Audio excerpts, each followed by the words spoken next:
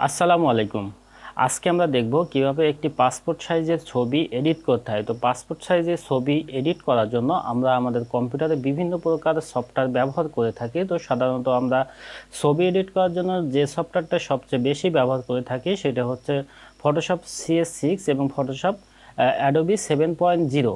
তো অ্যাডোবি 7.0টা একটু আগের এবং CS6টা একটু আপডেট। তো আমরা অ্যাডোবি 7 দিয়ে আসলে কাজ করে অভ্যস্ত, তো সে কারণে আজকে অ্যাডোবি 7 দিয়ে দেখাবো যে কিভাবে একটি পাসপোর্ট সাইজের ছবি এডিট করতে হয় এবং এই ছবিটা এডিট করার সময় কি কি কাজ করতে হয়, একটি ছবি কিভাবে সৌন্দর্য আনা যায় এবং এই ছবিটা এডিট করার পরে আসলে কিভাবে সাজিয়ে আমরা ল্যাবে প্রিন্ট করতে নিয়ে যেতে পারি এবং কিভাবে সাজিয়ে নিয়ে গেলে আমাদের খরচটা কম হবে। আজকে আমরা সে বিষয়টা নিয়ে পরিপূর্ণ একটি আলোচনা করবে এবং ছবিটার কাজ করে ছবিটা রেডি করব। তো চলুন বন্ধুরা, এখন আমরা আমাদের কম্পিউটার স্ক্রিনে চলে যাই।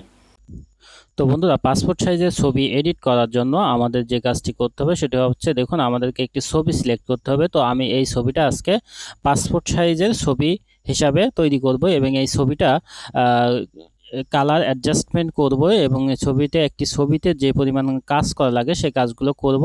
তো আপনারা একটু ধৈর্য সহকারে দেখুন। তো সর্বপ্রথম আমরা এই ফটোশপ 7.0 ওপেন করে নেব। নিয়ে আমি এই ছবিটা ধরে ফটোশপের উপরে নিয়ে এখানে নিয়ে ছেড়ে দিলাম। দেওয়ার পরে ছবিটা আমাদের ফটোশপের ভিতরে চলে আসলো। আসার পরে আমি এই যে ক্রপ টুলে ক্লিক করে এখানে পাসপোর্ট সাইজের জন্য ছবির দুইটা সাইজ আমরা দিয়ে থাকি। একটা হচ্ছে 1.5 ওয়াইড আর হচ্ছে হাইট হচ্ছে 1.9। এটা হচ্ছে সাধারণত আমরা যখন একটি ছবিকে দোকান থেকে প্রিন্ট দিই সেক্ষেত্রে আমরা এই সাইজটা দিয়ে থাকি। তবে একটি ছবি যখন আমরা ল্যাবের থেকে প্রিন্ট দিই সেক্ষেত্রে আমরা ছবিটা দিই 1.56 এবং 2।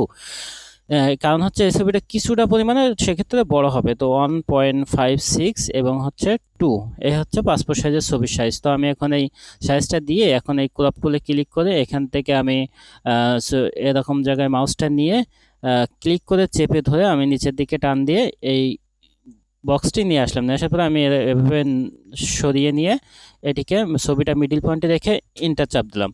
ইন্টার দেওয়ার পরে দেখুন ছবিটা আমার পাসপোর্ট সাইজ এখন করা হয়ে গেছে। এখন চাচ্ছি যে ছবির দুই সাইডে কোনো ফাঁকা থাকবে না, আমি আরও একটু ছবিটা ক্রপ করে ছোট করে নেব। সেক্ষেত্রে আমি Ctrl+A দিয়ে ছবিটা সম্পূর্ণ ব্লক করে ফেললাম। এরপরে Ctrl+T দিয়ে ছবিটা একটি বক্সের ভিতরে নিয়ে আসলাম। এরপরে আমি অল্টার এবং শিফট চেপে ধরে এই যে ছবির একটি কোণা ধরে এরকমভাবে টান দিয়ে আমি ছবিটা আরও একটু জুম করে নিলাম। নেওয়ার পরে আমি কিবোর্ডের বাটন ছেড়ে দিয়ে এখন আমি এটি মাউসে ক্লিক করে টেনে ধরে এরকম আমি আমার যে জায়গায় নিয়ে আসা দরকার আমি সেখানে নিয়ে আসলাম। এখন আমার যে কাজটি করতে হবে, দেখুন ছবিটা আমার ফুল সাইজ করা কমপ্লিট। এখন আমি যে কাজটি করব, ছবিটা একটি লাইট বাড়াবো। সেজন্য আমি Ctrl+M চাপলাম। Ctrl+M চাপার পরে আমাকে কার্ভ বক্সটা আসলো। আসার পরে আমি এটিকে একটু উপরে উঠিয়ে দিলাম, অর্থাৎ ছবির লাইটটা একটু বাড়িয়ে নিলাম। তো ছবির লাইটটা বাড়ানোর পরে এখন আমি চাচ্ছি যে এর মুখে দেখুন সামান্য একটি দাগ আছে, আমি এই দাগটি রাখবো না। তো সেক্ষেত্রে আমার যে কাজটি করতে হবে, আমার এই পাথ টুলে একটি ক্লিক করতে হবে। করার পর আমি এখান থেকে মাউসে ক্লিক করে ধরে এভাবে এটিকে একটি রাউন্ড দিয়ে নেব। নেওয়ার পর আমি এটিকে ক্লিক করে চেপে ধরে এরকম জায়গায় এনে ছেড়ে দেবো। দেওয়ার সাথে সাথে দেখুন আমার সেই দাগটি এখন চলে গেছে। তো আমি চাচ্ছি যে এই সাইডে একটু দাগ আছে, আমি এই দাগগুলো রাখবো না।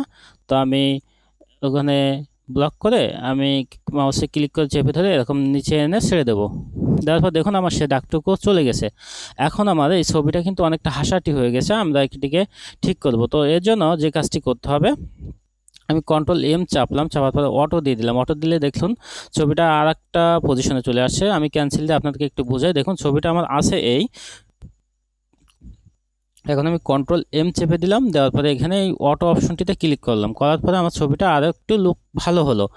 এখন আমি চাচ্ছি যে আমার এই ছবিটার আমি চুলটা কিছুটা কালো করব। সেজন্য আমার যে কাজটি করতে হবে সেটা হচ্ছে ইমেজ থেকে অ্যাডজাস্টমেন্ট থেকে সিলেক্ট কালারে গিয়ে আমি এখান থেকে ব্ল্যাক সিলেক্ট করে দিয়ে আমি যে নিচের যে দাগটি আছে এটিকে কিছুটা নিচে এদিকে টেনে দেব। তো দেখুন আমার ছবিটার চুল অনেকটা কালো হয়ে গেছে। এখন আমি চাচ্ছি যে আমার এই ছবিটার ব্যাকগ্রাউন্ডটা আমি রিমুভ করব। তো ব্যাকগ্রাউন্ডটা যেহেতু আমার একটি কালারে আছে, আমার এর পিছনে বেশি কষ্ট করা লাগবে না। তো সেক্ষেত্রে যে কাজটি করতে হবে, আমাকে যে ম্যাজিক অর টুল এখানে একটি ক্লিক করে নিয়ে দেখুন আপনারা এই টুলসের দিকে একটু লক্ষ্য করবেন, এখানে একটি ক্লিক করে নিয়ে আমি এখানে যে আমার ব্লু কালার আছে পেছনের ব্যাকগ্রাউন্ড যে কালার, এই কালারে আমি একটি ক্লিক করব। করার পরে দেখুন আমার এই ব্যাকগ্রাউন্ড কালারটা সিলেক্ট হয়ে গেছে, তবে ভিতরে ভিতরে কিছু কিছু আছে, তো আমি চাচ্ছি এইগুলো থাকবে না, আমার পুরো কালারটাই সিলেক্ট হবে। সেক্ষেত্রে আমার যে কাজটি করতে হবে সেটি হচ্ছে আমাদের শিফট চেপে ধরে আমার এখানে ক্লিক করতে হবে, অর্থাৎ এইসব জায়গা যেখানে যেমন ছোট ছোট অংশ আছে এখানে আমার ক্লিক করতে হবে। করার পরে দেখুন আমার এই পুরো ব্লু কালার যে বক্সটা ছিল এটি ব্লক হয়ে গেছে।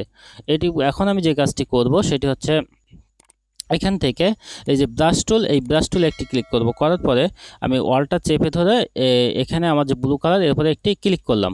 করার পরে আমি ছেড়ে দিলাম, কিবোর্ড ছেড়ে দিলাম। দেওয়ার পরে আমি এখানে ক্লিক করে চেপে ধরে নিয়ে আমি এখান থেকে এভাবে মাউস দিয়ে ব্রাশের মতো টানবো। টানলে আমার দেখুন আমার যে কাপড়ের যে ভাঁজটাগুলো ছিল সেই ভাঁজগুলো চলে যাবে।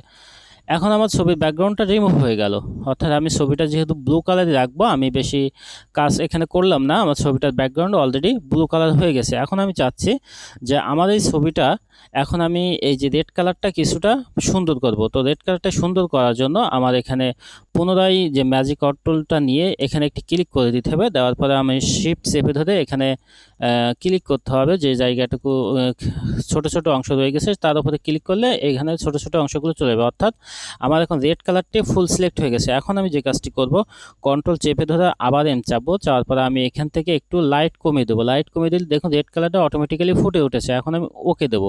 দেওয়ার পরে আমি কন্ট্রোল ইউ চাপবো। কন্ট্রোল ইউ চাপার পরে আমার যে স্টেশন বক্সটি আসবে এই বক্সের আমি মিডিলের যে রাখটি আছে সেটিকে এদিকে কিছুটা টেনে দেবো। দেখুন আমার রেড কালারটা অনেকটা বেড়ে গেছে। তো এখন আমার ছবির কালারটি হয়েছে। এখন আমি চাচ্ছি যে মুখের যে কালার এই কালারটি আমার পছন্দ হচ্ছে না, অর্থাৎ এই কালারটি এই পজিশনে আছে, এখন এই মুখের কালারটা কাজ করতে হবে। তার জন্য আমার সর্বপ্রথম যে কাজটি করতে হবে কন্ট্রোল চেপে ধরে আমি এল চাপবো। চাপার পরে আমার যে লেভেল বক্সটি আছে এই লেভেল বক্সে গিয়ে আমি কিছুটা লাইট কমিয়ে দেবো। লাইট কমিয়ে দিলে এখন লাইট কমিয়ে দেওয়ার পর আমি যে কাজটি করব সেটি হচ্ছে এখান থেকে ইমেজে ক্লিক করব, অ্যাডজাস্টমেন্ট সিলেক্ট কালার। এরপরে আমি এই ইয়েলো কালারটি সিলেক্ট করে নিলাম। নেওয়ার পরে দেখুন এই ইয়েলো 3 নম্বর যে দাগটি আছে আমি এখান থেকে নাড়িয়ে আর বিভিন্ন দাগ আমি এখান থেকে আমার ইচ্ছা মতো পজিশনে সরিয়ে আমি মুখের কালারটা অ্যাডজাস্ট করার চেষ্টা করব। তো দেখুন আমি মুখের কালারটি এখন আপনারা এখানে একটু লক্ষ্য করবেন যে মুখের সব জায়গার কালার যদি একরকম হয় তাহলে এই ছবিটা আপনাদের সুন্দর বেরোবে। এখন আমি দেখলাম যে আমার এই পজিশনে আসলে ছবিটা ভালো লাগছে, এজন্য আমি এখানে ওকে দিয়ে দিলাম। দেওয়ার পরে ছবিটার আমি আর একটু কাজ করব, সেটা হচ্ছে কন্ট্রোল বি চাপবো। চাপার পরে আমি এই যে হাইলাইটসে একটি ক্লিক করব। করার পরে মিডিলের যে দাগটি আছে এটিকে আমি হালকা এদিকে টেনে দেব। তো দেখুন আমার ছবিটা কিছুটা লালচে ভাব চলে এসেছে। এখন আমি যে কাজটি করব এই ছবিটা কিছুটা স্মুথ করব।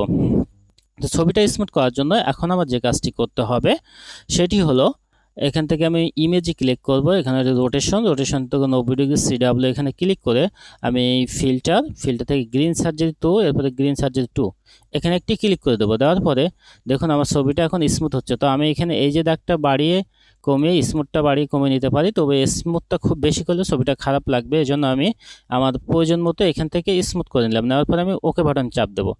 দেওয়ার পরে ছবি আমি আবার ইমেজে ক্লিক করে এখানে রোটেশনে ক্লিক করে ছবিটা সোজা করে নিলাম। ছবিটা সোজা করে নেওয়ার পরে এখন আমার যে কাজটি করতে হবে এই ছবিটা আমি যদি ল্যাবের থেকে প্রিন্ট দিতে যাই তো সেক্ষেত্রে ল্যাবে আমি যদি এই পাসপোর্ট সাইজের ছবিটা নিয়ে যাই সেক্ষেত্রে আমার খরচ কিছুটা হলেও বেশি হবে। তো আমি যদি এই ছবিটা সাজিয়ে নিয়ে যাই আমার খরচ অনেকটা কম হবে। সেজন্য আমার যে কাজটি করতে হবে এখান থেকে এই যে ছবিটা আছে এখন আমি কন্ট্রোল এন চাপ দিয়ে একটি নতুন পেজ নিয়ে নেব। তো নতুন পেজ নিয়ে এখানে আমি যে ছবিটার সাইজ নেব সেটা হচ্ছে 3 এর সাইজের ছবির একটা সাইজ নেব 3.5 এবং হচ্ছে 5। এরপরে ওকে দিয়ে দিলাম। তো আমার এই যে সাইজের ছবিটা সেখান থেকে এখন আমি যে কাজটি করব এখান থেকে এই মুভ টুলে ক্লিক করে এই ছবিটার উপর ক্লিক করে ধরে এখানে এনে ছেড়ে দেব। এরপরে ছবিটা আমি সরিয়ে একটি জায়গায় নিয়ে যাব। নেওয়ার পরে আমি ওয়াল্টার এবং শিফট চেপে ধরে ছবিটা ধরে এদিকে টান দেবো, তাহলে আমার ছবিটা আরেকটি কপি হয়ে যাবে। এরপরে দেখুন আমার ছবির এখন দুইটা লেয়ার তৈরি হয়েছে, এ হচ্ছে লেয়ার 1, এ হচ্ছে লেয়ার 2। এখন আমি চাচ্ছি এই লেয়ার 1 এবং লেয়ার 2 এই দুইটা লেয়ার এক করব। এজন্য আমি কন্ট্রোল দেবো। দেওয়ার পরে দেখুন আমার দুইটা লেয়ার এক হয়ে গেছে। এখন পুনরায় আমি আবার শিফট এবং অলটা চেপে ধরে নিচের দিকে টান দেবো। তো দেখুন আমার ছবিটা এখন 4টা হয়ে গেছে, অর্থাৎ একটি 3R সাইজের ছবির ভিতরে আমি 4টা পাসপোর্ট সাইজের ছবি সাজিয়ে নিলাম। এখন আমার যে কাজটি করতে হবে, এই ছবিটাকে আমি যদি সেভ দিয়ে দিই, সেভ হচ্ছে ফাইল, সেভ অ্যাজ, ডেস্কটপে আমি এখানে জেপিইজি করে এটিকে সেভ করে জেপিজি করে আমি ছবিটা সেভ করলাম, সেভ, ওকে। তো দেখুন আমার ছবিটা এখন সেভ হয়ে গেছে। এখন যদি আমি এই যে ছবিটা আছে, এই ছবিটা যদি ল্যাবে নিয়ে যাই এবং ল্যাবে নিয়ে ছবিটা প্রিন্ট করলে, তাহলে আমাকে 7 থেকে 10 টাকা একটি ছবির জন্য ওরা নেবে। তো একটি ছবির ভিতরে 4টা পাসপোর্ট সাইজের ছবি থাকবে। তো বন্ধুরা, এই ছিল আজকের মতো ভিডিও। যদি ভিডিওটি ভালো লাগে থাকে তাহলে আমার চ্যানেলটি সাবস্ক্রাইব করুন এবং ভিডিওতে একটি লাইক করে আমার পাশে থাকুন। ধন্যবাদ।